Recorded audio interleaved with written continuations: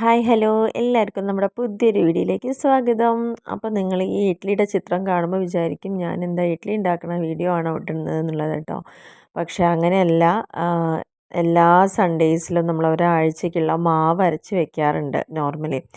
വളരെ യാദൃശ്ചികമായി ഞാൻ കുറച്ച് പേരുമായിട്ട് സംസാരിക്കാൻ ഇട വന്നപ്പം അവർക്ക് അങ്ങനെ ഒരു സിസ്റ്റത്തിനെ കുറിച്ച് അറിയില്ല എന്ന് പറഞ്ഞു. കാരണം എന്താണെന്ന് വെച്ചാൽ അവരൊക്കെ തലേ ദിവസം ആട്ടി വയ്ക്കും, പിറ്റേ ദിവസം ഇഡ്ഡലി ഉണ്ടാക്കും, അല്ലെങ്കിൽ ദോശയ്ക്കുള്ള മാവ് അങ്ങനെ അത്ര അരയ്ക്കാറുള്ളത്. ഒരിക്കലും ഈ ഒരാഴ്ചയ്ക്ക് അങ്ങനെ ആട്ടി വെക്കുക എന്നുള്ളൊരു കാര്യത്തിനെക്കുറിച്ച് അവർക്ക് അറിവില്ല. അപ്പോൾ അതുകൊണ്ട് അതിൻ്റെ ഒരു ഇൻഗ്രീഡിയൻസും കാര്യങ്ങളൊക്കെ ഒന്ന് പറഞ്ഞു തന്നാൽ ഉപകാരമായിരിക്കും എന്നോട് പറഞ്ഞിരുന്നു. അപ്പോൾ അതിൻ്റെ ബേസിലാണ് കേട്ടോ ഞാൻ ഈ ഒരു വീഡിയോ ചെയ്യുന്നത്. എനിക്ക് തോന്നുന്നു ഇത് ഒരുപാട് ജോലിക്ക് പോകുന്ന ആളുകളൊക്കെ സ്ഥിരമായി ചെയ്യുന്നൊരു കാര്യമാണ്. പക്ഷേ എന്തുകൊണ്ടോ അവരത് അങ്ങനെ അറിയില്ല എന്ന് പറഞ്ഞുകൊണ്ടപ്പം അതിൻ്റെ കറക്റ്റായിട്ടുള്ള ഇൻഗ്രീഡിയൻസും എത്ര അളവ് കാര്യങ്ങളെന്നൊക്കെ ഒന്ന് വേണമെന്ന് പറഞ്ഞുകൊണ്ട് കൂടി അപ്പോൾ ആർക്കെങ്കിലും ഇങ്ങനെയൊരു സംഭവം അറിയാത്തവരുണ്ടെങ്കിൽ നിങ്ങൾക്കൊരു ഹെൽപ്പ് ആവുമെന്ന് വിചാരിച്ചിട്ടാണ്. കൂടാതെ സ്ത്രീകൾ വീട്ടിലിരിക്കുന്ന സ്ത്രീകൾക്കൊക്കെ ഒരു ചെറിയ രീതിയിലൊരു സംരംഭം തുടങ്ങണമെങ്കിലും കുടുംബശ്രീ യൂണിറ്റുകളൊക്കെ ആയിട്ട് ചെയ്യുന്നവർക്കൊക്കെ ഇതൊരു ഹെൽപ്ഫുൾ ആയിരിക്കും. കാരണം എന്താണെന്ന് വെച്ച് കഴിഞ്ഞാൽ നമുക്ക് സ്ത്രീകളായതുകൊണ്ട് വീട്ടിലെ എല്ലാ കാര്യങ്ങളെയും കുറിച്ച് അല്ലേ, പാചകത്തിൻ്റെ പണികളെക്കുറിച്ചൊക്കെ എല്ലാവർക്കും അറിയുന്നുണ്ടാവുമല്ലോ. പക്ഷേ അത് തന്നെ ഒരു വരുമാന മാർഗ്ഗമാക്കി മാറ്റേണ്ടവർക്ക് അങ്ങനെയും കൂടി ചെയ്യാം കേട്ടോ. കാരണം വലിയ ബുദ്ധിമുട്ടില്ലാതെ തന്നെ ഉള്ള ആളുകളെ വെച്ചുള്ള സൗകര്യത്തിലൊക്കെ നമുക്ക് ചെയ്തെടുക്കാം. എന്നാൽ നല്ല രീതിയിൽ മാർക്കറ്റുള്ള ഒരു ബിസിനസ് കൂടിയാണ് ഇഡ്ഡലിയുടെ ബിസിനസ് എന്ന് പറയുന്നത്. അപ്പോൾ നമുക്ക് നല്ല ഓർഡേഴ്സൊക്കെ കിട്ടിക്കഴിഞ്ഞാൽ അതിനനുസരിച്ചൊക്കെ ചെയ്യാൻ പറ്റും. ഹോട്ടലുകളിലേക്ക് നമുക്ക് സപ്ലൈ ചെയ്യാൻ പറ്റും. അതേപോലെ ഇൻഡിവിജ്വലായിട്ട് നമുക്ക് കിട്ടുന്ന ഓർഡേഴ്സിനും. അപ്പോൾ ഇതൊക്കെ നിങ്ങൾക്കൊന്ന് നല്ല രീതിയിൽ വ്യാപിപ്പിക്കണമെങ്കിൽ നമ്മുടെ സോഷ്യൽ മീഡിയ ഒക്കെ യൂസ് ചെയ്ത് കഴിഞ്ഞാൽ തന്നെ വളരെ കുറഞ്ഞ ചിലവിലും കുറഞ്ഞ സമയത്തും എന്നാൽ ഈസി ആയിട്ടും ഒരു ഇഡ്ഡലിയുടെ ഒപ്പം നമുക്കൊരു ചട്നിയും ചമ്മന്തിയും ഒരു സാമ്പാറും അല്ലെങ്കിൽ ഇഷ്ടവും ഏതാണോ നമുക്ക് കംഫർട്ടബിൾ ആയിരിക്കും ഒരു വടയും കൂടി കൊടുത്താൽ നമുക്ക് അടിപൊളിയായിട്ട് തന്നെ ചെയ്യാൻ പറ്റുന്ന ഒരു ബിസിനസ് കൂടിയാണ് കേട്ടോ. അപ്പോൾ എങ്ങനെയാണ് ഈ ഒരാഴ്ചയ്ക്കുള്ള മാവ് അരച്ച് വെക്കുന്നത് എന്നുള്ളത് കൊണ്ട് ആ ഒരു കാര്യത്തെക്കുറിച്ചാണ് ഞാൻ സത്യത്തിൽ ഈ വീഡിയോ ഒന്ന് ചെയ്യാമെന്ന് ഉദ്ദേശിച്ചത്. അപ്പോൾ ഞാൻ ഉപയോഗിക്കുന്ന കാര്യങ്ങളും അതേപോലെ തന്നെ എങ്ങനെയൊക്കെയാണ് അതിൻ്റെ ഞാൻ ചെയ്യുന്നത് എന്നൊക്കെ അറിയാൻ വേണ്ടിയിട്ടാണ് ഈ ഒരു വീഡിയോ നിങ്ങൾക്ക് വേണ്ടിയിട്ട് ഷെയർ ചെയ്യുന്നത് കേട്ടോ. അപ്പോൾ നിങ്ങൾക്കിതൊരു ഉപകാരപ്രദമാണെന്ന് തോന്നുകയാണെങ്കിൽ തീർച്ചയായിട്ടും ഒന്ന് ഷെയർ ചെയ്യുക, ലൈക്ക് ചെയ്യുക, കമൻറ്റ് ചെയ്യുക. അതേപോലെ തന്നെ ചാനൽ ഇപ്പോഴും സബ്സ്ക്രൈബ് ചെയ്യാത്ത ആൾക്കാരുണ്ടെങ്കിൽ തീർച്ചയായിട്ടും ഒന്ന് സബ്സ്ക്രൈബ് ചെയ്യുക, സപ്പോർട്ട് ചെയ്യുക. ഓക്കെ. അപ്പോൾ ഇതിലേക്ക് വേണ്ടിയിട്ട് ഞാൻ ഉപയോഗിക്കുന്നത് പൊന്നി അരിയാണ് കേട്ടോ. അപ്പോൾ ഒരാഴ്ചയ്ക്കുള്ള കണക്കാണ് ഞാൻ ഏകദേശം പറയുന്നത്. അതൊക്കെ ആളുകളെ അതുപോലെ തന്നെ നമ്മൾ ഉപയോഗിക്കുന്നതനുസരിച്ചൊക്കെ വ്യത്യാസപ്പെടും. അപ്പോൾ 4 നാഴി അതാണ് പൊന്നിയരി ഉപയോഗിക്കുന്നത്. അപ്പോൾ ഇഡ്ഡലി പൊന്നി അങ്ങനെ വേണ്ടവർക്ക് അങ്ങനെ യൂസ് ചെയ്യാം. അല്ലെങ്കിൽ ഞാനിവിടെ മദർ പൊന്നിയാണ് ഉപയോഗിച്ചിരിക്കുന്നത്. കൂടാതെ 5ാമത്തെ ഈ നാഴി എന്ന് പറയുന്നത് പച്ചരിയാണ് കേട്ടോ. അപ്പോൾ റേഷൻ കടയിലത്തെ അരി യൂസ് ചെയ്യുന്നവർക്ക് അങ്ങനെ യൂസ് ചെയ്യാം. പക്ഷേ ചില അരിക്ക് ഒരു ഒട്ടലുള്ളത് കൊണ്ടാണ് ഞാൻ പ്രത്യേകിച്ച് പറയുന്നത്. അപ്പോൾ 4 നാഴി പൊന്നി പ്ലസ് 1 നാഴി പച്ചരി അതാണ് അരി മാറ്റി വെച്ചിട്ടുണ്ട്. ഇനി ഞാൻ ഏകദേശം അതിലേക്ക് വേണ്ടിയിട്ട് ഒരു നാഴിയോളം തന്നെയാണ് ഉഴുന്നെടുക്കുന്നത്. അപ്പോൾ ഉഴുന്നും ചില ഫസ്റ്റ് ക്വാളിറ്റി സെക്കൻഡ് ക്വാളിറ്റി അങ്ങനെയൊക്കെ കിട്ടും. അപ്പോൾ അതിനനുസരിച്ച് നിങ്ങൾ ചെയ്യുക. ഒരു ടേബിൾ സ്പൂണോളം ഉലുവയും കൂടിയാണ് ചേർത്ത് വെച്ചിരിക്കുന്നത് കേട്ടോ. അപ്പോൾ ഈ 2 സംഭവങ്ങളും ഗുണങ്ങൾക്കനുസരിച്ചാണ് യൂസ് ചെയ്യേണ്ടത് കേട്ടോ. ഉഴുന്നാണെങ്കിലും അരിയാണെങ്കിലും എന്നാൽ മാത്രമാണ് നമ്മുടെ വീട്ടിലേക്ക് നല്ല വിചാരിച്ച ഒരു സോഫ്റ്റ്നെസ് കിട്ടുള്ളൂ. ഇപ്പോൾ ഇതാണ് ഞാൻ ഉപയോഗിക്കുന്ന അളവ് എന്ന് പറയുന്നത്. ഇനി അത് രണ്ടും നല്ല രീതിയിൽ തന്നെ 1-2 വട്ടം കഴുകുക. കഴുകി വൃത്തിയായതിന് ശേഷം അത് നന്നായിട്ട് കുതിർന്ന് വരുന്നതിന് വേണ്ടിയിട്ടുള്ള വെള്ളം വെക്കുക. വെള്ളത്തിനൊന്നും പ്രത്യേകിച്ച് അളവും കാര്യങ്ങളൊന്നുമില്ല. എടുക്കുന്നതിനേക്കാൾ നല്ല അധികം വെക്കുക എന്നുള്ളതാണ്. കാരണം ഇനിയിപ്പോൾ ഉഴുന്നൊക്കെ വെള്ളം അത് കുടിച്ച് ചീർത്ത് വരുന്നതിനേക്കാൾ നല്ലത് നന്നായിട്ട് വെള്ളം ഒഴിച്ച് വയ്ക്കുക. അപ്പോൾ നമുക്ക് ആ പ്രശ്നം അവിടെ വരുന്നില്ലല്ലോ. അപ്പോൾ അതാ പറഞ്ഞത് ഇതിന് പ്രത്യേകിച്ച് അളവും കാര്യങ്ങളൊന്നുമില്ല. എടുക്കുന്ന പാത്രം ഫുള്ളായിട്ട് തന്നെ വെള്ളം നിറച്ചിട്ട് മാറ്റി വെച്ചിട്ടുണ്ട്. അതേപോലെ തന്നെ നമ്മൾ അരിയും കൂടി എടുക്കുക. അപ്പോൾ ചില ആളുകളൊക്കെ ഈ കോമ്പിനേഷനൊക്കെ വ്യത്യാസം ഉണ്ടാവുമായിരിക്കും കേട്ടോ. കാരണം എന്താണെന്ന് വെച്ച് കഴിഞ്ഞാൽ പൊന്നരി അല്ലെങ്കിലും റേഷനരി വേണമെങ്കിൽ നമുക്ക് അങ്ങനെ ഇതിൻ്റെ ഒപ്പം ചേർത്ത് അരയ്ക്കാം. അപ്പോൾ ചിലപ്പോൾ 4 നാഴിയാണ് ഞാനിവിടെ പൊന്നരി യൂസ് ചെയ്തിരിക്കുന്നത്. അപ്പോൾ അതിൽ തന്നെ മദർ പൊന്നി എന്ന് പറയുന്ന ഒരു പൊന്നിയാണ് കേട്ടോ അത് യൂസ് ചെയ്തിരിക്കുന്നത്. അപ്പോൾ അതിൽ തന്നെ 2 നാഴി വേണമെങ്കിൽ നമുക്ക് റേഷനരി അത്യാവശ്യം കുഴപ്പമില്ലാത്തതൊക്കെ ആണെന്ന് 2 നാഴി റേഷനരി ഉപയോഗിക്കാം. 2 നാഴി പൊന്നരി യൂസ് ചെയ്യാം. നാഴി പച്ചരിയും കൂടി യൂസ് ചെയ്യാം. അങ്ങനെയൊക്കെ കോമ്പിനേഷൻ എടുക്കാം. അപ്പം നമുക്ക് എങ്ങനെയാണോ പറ്റുന്നത് അതുപോലെ ചില അരിക്ക് ഭയങ്കര ഒട്ടൽ കൂടുതലാവും, ഇഡ്ഡലി ഉണ്ടായിക്കഴിഞ്ഞാൽ അങ്ങനെ താഴ്ന്നു പോകുന്നൊരവസ്ഥ ഉണ്ടായിരിക്കാം, അങ്ങനെയൊക്കെ ഉണ്ടാവും കേട്ടോ. അപ്പോൾ അതൊന്നും ഇല്ലാതിരിക്കാനാണ് ഞാൻ പൂർണ്ണമായിട്ട് തന്നെ പൊന്നി ഉപയോഗിക്കുകയായിരിക്കും നല്ലത് എന്ന് പറയുന്നത്. ഇല്ലെങ്കിൽ ഒരു നാഴിയൊക്കെ വേണമെങ്കിൽ നമുക്ക് റേഷനരിയൊക്കെ യൂസ് ചെയ്യാനും കുഴപ്പമില്ല. എന്നാൽ കംപ്ലീറ്റ് ആയിട്ട് റേഷനരിയിൽ ഇതേപോലെ ഉണ്ടാക്കി എടുത്തിട്ടുണ്ട് കേട്ടോ. പക്ഷെ അതൊക്കെ നമുക്ക് അരിയുടെ ആ ഒരു നിലവാരത്തിനനുസരിച്ച് അല്ലെങ്കിൽ ഗുണത്തിനനുസരിച്ച് മാത്രമേ ഉറപ്പ് പറയാൻ പറ്റുള്ളൂ. അപ്പോൾ അങ്ങനെ നമ്മൾ രണ്ടും നല്ല നീറ്റായിട്ട് ഒരു 3-4 വട്ടമൊക്കെ കഴുകി വൃത്തിയാക്കിയിട്ട് നന്നായി വെള്ളമൊക്കെ ഒഴിച്ചിട്ട് ഞാനിങ്ങനെ എടുത്ത് മാറ്റി വെച്ചിട്ടുണ്ട്. ഇനി ഒരു 5-6 മണിക്കൂറിന് ശേഷം നമുക്കത് കുതിർന്ന് വന്നു കഴിഞ്ഞാൽ അറിയാൻ പറ്റുമല്ലോ. അപ്പോൾ നമുക്കിനി അരച്ചെടുക്കാം. അപ്പോൾ അതിന് വേണ്ടിയിട്ട് ഗ്രൈൻഡർ ഓൺ ആക്കിയിട്ട് അതിലേക്ക് നമ്മൾ ആദ്യം ഉഴുന്നാണ് അരച്ചെടുക്കുന്നത്. അപ്പോൾ ആ ഉഴുന്ന് മുഴുവനായിട്ട് കൊട്ടി. പക്ഷേ അതിൽ വെള്ളം നമ്മൾ ശ്രദ്ധിക്കണം. നമ്മൾ നേരത്തെ എടുത്ത് വെച്ച അത്രയും വെള്ളം തന്നെ അതിലേക്ക് ഒഴിക്കണം എന്നില്ല. അത് മാവ് അരിഞ്ഞ് വരുന്നതിനനുസരിച്ചിട്ട് നമുക്ക് കുറച്ച് കുറച്ചായിട്ട് ഒഴിച്ചു കൊടുക്കുകയും ചെയ്യാം. അപ്പോൾ അതിൻ്റെ ഒപ്പം ഞാനൊരു 2-3 പിടി അരിയും കൂടി ഇട്ട് കൊടുക്കുകയാണ് കേട്ടോ. കാരണം എന്താ വെച്ചാൽ ഉഴുന്ന് സെപ്പറേറ്റ് ആയിട്ട് നമുക്ക് അരച്ചെടുക്കാം, അരി സെപ്പറേറ്റ് ആയിട്ടും അരച്ചെടുക്കാം. പക്ഷേ ഞാൻ എന്താണെന്ന് വെച്ച് കഴിഞ്ഞാൽ അരി ഇത്രയും ചിലപ്പോൾ ഇനി ഒറ്റയടിക്ക് തന്നെ ഇതിൽ അരഞ്ഞ് കിട്ടിക്കോളുന്നില്ല, അത് തികന്ന് പോകാനൊക്കെ ചാൻസ് ഉണ്ട്. അപ്പോൾ അതുകൊണ്ട് ഒരു ഉഴുന്നിൻ്റെ ഒപ്പം തന്നെ 2 പിടി അരിയും കൂടി ഇതിൻ്റെ ഒപ്പം അരച്ചെടുക്കണമെന്ന് മാത്രമേ ഉള്ളൂ. രണ്ടും സെപ്പറേറ്റ് ആയിട്ട് അരയ്ക്കാൻ പറ്റുന്നവർക്ക് അങ്ങനെ തന്നെ അരച്ചെടുക്കാം, അതിൽ യാതൊരു പ്രശ്നവുമില്ല. അപ്പോൾ ഇടയിലൊക്കെ നമ്മൾ അരയ്ക്കാൻ തുടങ്ങിയതിന് ശേഷം ഒരു 1-2 വട്ടം തുറന്ന് നോക്കുമ്പോൾ കുറച്ച് വെള്ളത്തിൻ്റെ കുറവ് കണ്ടു. അപ്പോൾ നമ്മൾ നേരത്തെ കഴുകി മാറ്റി വെച്ച ആ ഉഴുന്നിൻ്റെ വെള്ളം തന്നെ നമുക്കിവിടെ യൂസ് ചെയ്യാം കേട്ടോ. ഇനി അത് വേണമെന്നില്ല, സാധാരണ വെള്ളവും യൂസ് ചെയ്യാം. അപ്പോൾ നമുക്ക് അങ്ങനെ ഏകദേശം നമ്മുടെ ഉഴുന്ന് നന്നായിട്ട് പൊങ്ങി വന്നിട്ടുണ്ട്. അപ്പോൾ അത് ഞാനിങ്ങനെ ഈ ഒരു രീതിയിലാണ് കേട്ടോ എടുക്കാറുള്ളത്. കുറച്ച് പരമാവധി നമ്മൾ കൈ ഇട്ടിട്ട് ചെയ്യുന്നത് ഒഴിവാക്കുക എന്നുള്ളതാണ്. കാരണം പണ്ട് പറഞ്ഞ് കേട്ടിട്ടുണ്ട്, ചിലവർ കൈ ഇട്ടിട്ട് മാവ് ഇളക്കുകയാണെങ്കിൽ പെട്ടെന്ന് പുളിച്ച് പോകുമെന്നൊക്കെ. നമുക്കറിയില്ല അതിൻ്റെ ഒരു കാര്യം എന്താണെന്നുള്ളത്, അങ്ങനെ പറഞ്ഞ് കേട്ടിട്ടുണ്ട്. അപ്പോൾ അതുകൊണ്ട് നമ്മൾ അങ്ങനത്തെ ഒരു ഇത് ഒഴിവാക്കുക എന്നുള്ളതിൽ വേണ്ടിയിട്ട് മാത്രമാണ് കേട്ടോ. അപ്പോൾ ആദ്യം ഇട്ട് കൊടുക്കുമ്പോൾ കൈ കൊണ്ട് ഇടണോണ്ട് കുഴപ്പമൊന്നുമില്ല. ഞാൻ പറഞ്ഞ മാവായതിന് ശേഷമുള്ള കാര്യമാണ് പറഞ്ഞത്.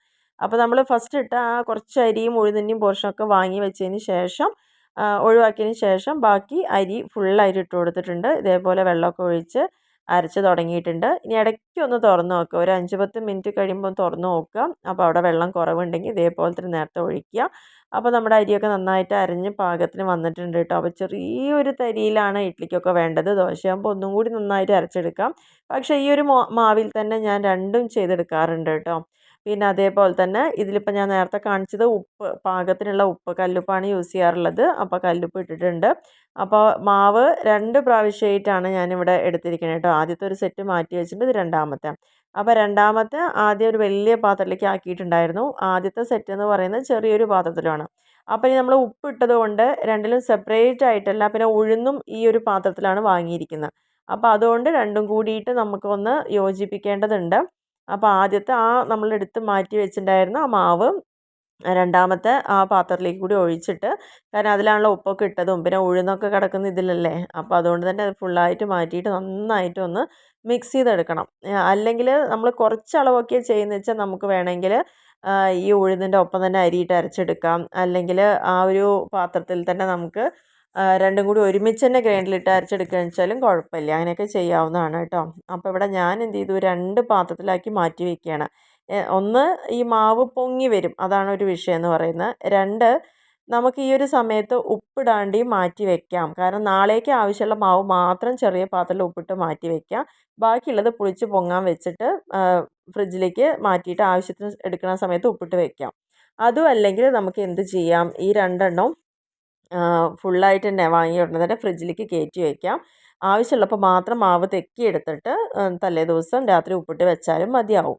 പിന്നെ നമ്മൾ ഗ്രൈൻഡറിൽ കുറേ ഇങ്ങനെ മാവിൻ്റെ അംശമൊക്കെ ഉണ്ടാവും. അപ്പോൾ അതും കയ്യിലിടണ്ടെന്ന് വിചാരിച്ചിട്ട് അപ്പോൾ ഞാൻ എന്ത് ചെയ്യും, കുറച്ച് അധികം വെള്ളം ഒഴിച്ചൊന്ന് കറക്കിയെടുക്കും. അപ്പോൾ അതിലുള്ള ആ അരിയുടെ മാവിൻ്റെ അംശങ്ങളൊക്കെ എല്ലാം പോകുന്നത് അങ്ങനെ ഫുള്ളായിട്ട് നല്ല ക്ലീനായിട്ട് ഗ്രൈൻഡർ കിട്ടും. അപ്പോൾ അത് അങ്ങനെ ഇതിലേക്ക് ഒഴിച്ച് വെച്ചാൽ മതി. എന്നിട്ട് നമ്മൾ പിറ്റേ ദിവസം മാവ് എടുക്കുന്ന സമയത്ത് നോക്കിക്കഴിഞ്ഞാൽ അതങ്ങനെ കാണാൻ പറ്റും. അപ്പോൾ എന്താ, മുകളിൽ ആ വെള്ളമൊക്കെ ഇങ്ങനെ പൊങ്ങി വന്നിട്ട് നിൽക്കുന്നുണ്ടാവും. മാവൊക്കെ അടിയിൽ ഇങ്ങനെ ഊറി കിട്ടിയിട്ടുണ്ടാവും. അപ്പോൾ നമുക്ക് ഈ ഒരു സമയത്ത് എന്താ, കുറച്ച് ആവശ്യമില്ലാത്ത വെള്ളമൊക്കെ ഒന്ന് ഒഴിച്ച് മാറ്റിയിട്ട് ആ മാവിൻ്റെ നല്ല എല്ലാം ഉള്ള ആ വെള്ളം തന്നെ നമുക്ക് യൂസ് ചെയ്യാം കേട്ടോ. അപ്പോൾ നമ്മുടെ മാവൊക്കെ നല്ല രീതിയിൽ പൊങ്ങി വന്നിട്ടുണ്ട്. ഇവിടെ ഞാൻ എന്തായാലും 2 മാവും ഉപ്പിട്ടതിന് ശേഷം തലേദിവസം കലക്കി വെച്ചതാണ് കേട്ടോ. രാവിലെ ഈ 2 മാവും എടുത്ത് വയ്ക്കുക. അപ്പോൾ ഞാൻ നേരത്തെ പറഞ്ഞ പോലെ രാവിലേക്കുള്ളത് മാത്രമായിട്ട് തലേദിവസം നമുക്ക് മാറ്റി വയ്ക്കാം. അല്ലെങ്കിൽ ഈ വലിയ പാത്രത്തിലുള്ള മാവ് നമുക്ക് ഉപയോഗിക്കാതെ തന്നെ അങ്ങനെ തന്നെ ഫ്രിഡ്ജിലേക്ക് അരച്ചെടുത്തപ്പോൾ തന്നെ നമുക്ക് എടുത്ത് വയ്ക്കാവുന്നതാണ്. എന്നിട്ട് തലേദിവസം ആവശ്യമുള്ളപ്പോൾ മാത്രം എടുത്തിട്ട് നമുക്കത് ചെയ്യാവുന്നതാണ്. അപ്പോൾ ഞാനിവിടെ രണ്ടും ചെയ്തു എന്ന് മാത്രമേ ഉള്ളൂ. അപ്പോൾ രണ്ട് മാവും നന്നായിട്ട് പൊങ്ങി വന്നിട്ടുണ്ട്. അപ്പോൾ ഈ ഒരു സമയത്ത് അപ്പോൾ മാവ് നന്നായിട്ട് ഇളക്കി ഒന്ന് റെഡിയാക്കി വെക്കുക. ഈ ഒരു സമയത്ത് നമ്മൾ നേരത്തെ മാറ്റി വെച്ചിട്ടുണ്ടായിരുന്ന ആ വെള്ളം ഉണ്ടല്ലോ, ആ വെള്ളത്തിൻ്റെ മോൾ ഭാഗത്തൊക്കെ ചെറുതായിട്ട് ഒഴിച്ച് കളഞ്ഞു കേട്ടോ. ആവശ്യത്തിന് എത്രയാണോ നമുക്ക് വേണ്ടത് അത് മാത്രം എടുത്ത് നന്നായിട്ടൊന്ന് കലക്കുക. ഇപ്പോഴും അതിൻ്റെ അടിയിൽ കുറച്ച് മാവും കൂടി ഇങ്ങനെ കട്ട് ചെയ്തിട്ടുണ്ട്. അപ്പോൾ അതും കൂടി ആക്കിയിട്ട് രണ്ട് പാത്രത്തിലെ മാവിലേക്കും നമ്മൾ ആ വെള്ളം ഒഴിക്കുമ്പോൾ കറക്റ്റ് ഒരു കൺസിസ്റ്റൻസി നമുക്ക് കിട്ടും. കാരണം ഇഡ്ഡലി മാവിന് കുറച്ചൊരു കട്ടി വേണം, എന്നാൽ അതേസമയം ദോശയാണെങ്കിൽ ഒരു ലേശം വെള്ളം ആവശ്യമുണ്ട്. അപ്പോൾ ആ രീതിയിൽ ഒന്ന് അഡ്ജസ്റ്റ് ചെയ്യാൻ പറ്റുന്ന ലെവലിൽ മാത്രം ഒന്ന് ആക്കിയിട്ട് ഇളക്കിയെടുക്കുക കേട്ടോ. കാരണം ഇഡ്ഡലി മാവ് വല്ലാതെ വെള്ളമായി കഴിഞ്ഞാൽ ഇഡ്ഡലി ആകെ ഇങ്ങനെ താഴ്ന്ന് പോകും. ഇതുണ്ടോ? അപ്പോൾ ഈ ഒരു പരുവത്തിൽ ഇഡ്ഡലി മാവിൻ്റെ പരുവത്തിലേക്ക് ഇത് വെള്ളം എടുത്തിട്ടുള്ളൂ, ഞാൻ അത്രയാണ് എടുത്തിട്ടുള്ളൂ. കാരണം നമുക്ക് വെള്ളം ആവശ്യമുണ്ടെങ്കിൽ നമുക്ക് എത്ര വേണമെങ്കിൽ ആഡ് ചെയ്യാം. പക്ഷേ കൂടി പോയി കഴിഞ്ഞാൽ നമുക്കൊന്നും ചെയ്യാൻ പറ്റില്ല. അപ്പോൾ അതുകൊണ്ട് വെള്ളം ഒഴിക്കുന്നത് നന്നായി ശ്രദ്ധിക്കുക. അപ്പോൾ ഈ ഒരു മാവിൻ്റെ വെള്ളം രണ്ടിലും കൂടിയിട്ടായിട്ടാണ് ഞാനിത് ഒഴിച്ചിട്ട് മിക്സ് ചെയ്ത് കറക്റ്റ്. ഇനിയിപ്പോൾ ഈ ഒരു വലിയ പാത്രം ഞാൻ അങ്ങനെ ഇത് വൃത്തിയാക്കി മാറ്റി അങ്ങനെ ഫ്രിഡ്ജിലേക്ക് വെക്കുക ചെയ്യാറുള്ളത്. അപ്പോൾ ആദ്യത്തെ ദിവസത്തേക്ക് നമുക്ക് ആ ചെറിയ പാത്രത്തിലെ മാവ് മാത്രമേ ആവശ്യമുള്ളൂ കേട്ടോ. പിന്നെയുള്ള ദിവസം രാത്രികളൊക്കെ ഉണ്ടാക്കുകയാണെങ്കിലൊക്കെ കുറച്ച് മുന്നേ തന്നെ മാവ് എടുത്ത് മാറ്റി വയ്ക്കും ചെറിയ പാത്രത്തിൽ. അത് മാത്രം നമുക്ക് ആവശ്യത്തിനനുസരിച്ചിട്ട് അപ്പോൾ ഉണ്ടാക്കിയെടുക്കാൻ പറ്റും. അപ്പോൾ ഈ വലിയ പാത്രത്തിലെ മാവ് അങ്ങനെ പുറത്തെടുക്കേണ്ട ആവശ്യമേ വരുന്നില്ല. പിന്നെ ഓൾറെഡി നമ്മൾ പുളിപ്പിച്ച് വെച്ചോണ്ട് അങ്ങനത്തെ പണിയില്ല. അതല്ല, അരച്ചുടനെ നമ്മൾ ഫ്രിഡ്ജിലേക്ക് വെക്കുകയാണെങ്കിൽ ഞാൻ പറഞ്ഞ പോലെ ആവശ്യത്തിലുള്ള മാത്രം എടുത്തെടുത്ത് പുറത്ത് തലേദിവസം വെച്ചിട്ട് വേണം പിറ്റേ ദിവസത്തേക്ക് ഉണ്ടാക്കിയെടുക്കാൻ വേണ്ടി. അപ്പോൾ ആ ഒരു കാര്യം മാത്രം ശ്രദ്ധിച്ചാൽ മതി. ഉപ്പിട്ട് വെക്കുമ്പോൾ ചിലർ പറയും പുളിപ്പ് കൂടാനുള്ള സാധ്യത കൂടുതലാണ്. അതേപോലെ നല്ലോണം ഇപ്പം വെയിലൊക്കെ ആയി തുടങ്ങിയാലും ഒരു 5-6 മണിക്കൂർ കൊണ്ട് തന്നെ മാവൊക്കെ പുളിച്ച് പൊങ്ങാറുണ്ട്. അപ്പോൾ നമ്മുടെ മാവ് റെഡിയായി വെച്ചിട്ട് നമ്മൾ ഇഡ്ഡലി റെഡിയാക്കുകയാണ്. അപ്പോൾ ഇങ്ങനത്തെ ഒരു 16 ഇഡ്ഡലി കിട്ടുന്ന പോലത്തെ ഉള്ള ഒരു സ്റ്റീലിൻ്റെ ഇഡ്ഡലി ചെമ്പാണ് ഉള്ളത് കേട്ടോ. അപ്പോൾ അതിലൊക്കെ ഇഡ്ഡലി ഒഴിക്കണം മുന്നേ തന്നെ നമ്മൾ നന്നായിട്ടൊന്ന് എണ്ണ തടവി കൊടുക്കണം. കാരണം അങ്ങനെയാണെന്ന് വെച്ചാൽ എവിടെയും ഇഡ്ഡലി പറ്റി പിടിക്കാതെ തന്നെ നമുക്ക് നല്ല രീതിയിൽ കിട്ടും. അപ്പോൾ അതിന് വേണ്ടിയിട്ടും കൂടിയാണ്. അപ്പോൾ ഈ മാവ് കൊണ്ട് ഉണ്ടാക്കിയ ഇഡ്ഡലിയും കൂടിയാണ് ഒന്ന് കാണിച്ചു തരുന്നത് കേട്ടോ. അപ്പോൾ അങ്ങനെ 4 തട്ടും നമ്മളൊന്ന് വേഗത്തിൽ ആക്കിയെടുക്കാം. അതേപോലെ തന്നെ ഞാൻ നേരത്തെ പറഞ്ഞ പോലെ ആ ഒരു ബിസിനസ്സിൻ്റെ കാര്യം പറയുകയാണെങ്കിലും നമുക്ക് നല്ല രീതിയിൽ തന്നെ അതിനനുസരിച്ചുള്ള വലിയ ചെമ്പുകളൊക്കെ ആണെങ്കിൽ ഓർഡറിനനുസരിച്ചൊക്കെ ചെയ്ത് കൊടുക്കാനൊക്കെ പറ്റും. ഏകദേശം 10 രൂപയൊക്കെ ഒരു ഇഡ്ഡലിക്ക് ചാർജ് ചെയ്യുന്നുണ്ട്. 10 മുതൽ മുകളിലേക്ക് അങ്ങോട്ടേക്കാണ്. അത്ര നന്നായിട്ട് നമുക്കത് ചെയ്ത് കൊടുക്കാൻ പറ്റുകയാണെന്ന് വെച്ചാൽ ഏറ്റവും നല്ലൊരു കാര്യം തന്നെയാണത്. കാരണം ഇതിൻ്റെ ഒപ്പം നല്ലൊരു കോമ്പിനേഷൻ എന്ന് പറയുന്നത് എപ്പോഴും ഇഡ്ഡലി വട അല്ലെങ്കിൽ സാമ്പാർ, ഇഷ്ടു, ചട്നി, ചമ്മന്തി ഈ ഒരു 4 കാര്യങ്ങളിൽ ഒതുങ്ങി. അതുമാത്രമല്ല പിന്നെ എപ്പോഴും ഹെൽത്തിന് നല്ലൊരു ഭക്ഷണം കൂടിയാണ് ഇഡ്ഡലി എന്ന് പറയുന്നത്. കാരണം ആവിയിൽ പുഴുങ്ങിയെടുക്കുന്നതുകൊണ്ട് നമുക്ക് വേറെയുള്ള ഹെൽത്ത് ഇഷ്യൂസ് കാര്യങ്ങൾ അങ്ങനെ ഒന്നുമില്ല. എണ്ണമയം വളരെ കുറവ് മാത്രമുള്ളതാണ്. അപ്പോൾ അതൊക്കെ കൊണ്ട് എപ്പോഴും ഇഡ്ഡലിക്കുള്ള ഇമ്പോർട്ടൻസ് കൂടുതൽ തന്നെയാണ് കേട്ടോ. അപ്പോൾ അങ്ങനെ നമ്മുടെ 4 തട്ടിലൊക്കെ മാവ് റെഡിയാക്കി വെച്ചിട്ടുണ്ട്. ഇഡ്ഡലി പാത്രമൊക്കെ വെള്ളം പാകത്തിന് ഒഴിച്ചിട്ട് ചൂടാക്കാൻ വെച്ചിട്ടുണ്ട് കേട്ടോ. അപ്പോൾ അതിലേക്ക് ഇഡ്ഡലി പാത്രം ഒന്ന് ഇറക്കി ഒഴിച്ച് കൊടുക്കുകയാണ്. അപ്പോൾ അതിന് ശേഷം നമുക്ക് ഏകദേശം ഒരു 8 to 10 മിനിറ്റ് അത്രയാണ് ആവശ്യമുള്ളൂ. അപ്പോൾ അതിനിടയിൽ തന്നെ ഇഡ്ഡലി റെഡിയാക്കി കിട്ടിയിട്ടുണ്ട്. അപ്പോൾ അതൊക്കെ ലേശം വെള്ളം തെളിച്ച് മാറ്റി വെച്ചതാണ് എല്ലാ തട്ടുകളും. അപ്പോൾ അതിന് ശേഷം നമുക്ക് തന്നെ അതിൽ നിന്ന് ഇങ്ങനെ വിട്ട് വരുന്നത്, കാരണം അത്ര ഒരു ബുദ്ധിമുട്ടോ അല്ലെങ്കിൽ നമ്മുടെ പാത്രത്തിൽ എവിടെയെങ്കിലും പറ്റി പിടിക്കുക അങ്ങനത്തെ ഒരു അവസ്ഥയില്ല. കണ്ടോ, ഇഡ്ഡലി തൊടുമ്പോൾ തന്നെ നമുക്കറിയാം നല്ല സോഫ്റ്റ് ആയിട്ടുള്ള ഇഡ്ഡലിയാണ് നമുക്കിവിടെ കിട്ടിയിട്ടുണ്ട്. അപ്പോൾ ഈ രീതിയിൽ നിങ്ങൾക്ക് 2 കാര്യങ്ങളും ചെയ്യാം കേട്ടോ. ഒരാഴ്ചയ്ക്ക് എങ്ങനെ സ്റ്റോർ ചെയ്യാമെന്നുള്ളതും അതേപോലെ ഒരു ബിസിനസ്സിനെ കുറിച്ചും. അപ്പോൾ ഈ വീഡിയോ ഇഷ്ടപ്പെടുകയാണെങ്കിൽ തീർച്ചയായിട്ടും ലൈക്ക് ചെയ്യുക, ഷെയർ ചെയ്യുക, കമൻറ്റ് ചെയ്യുക, സബ്സ്ക്രൈബ് ചെയ്യുക.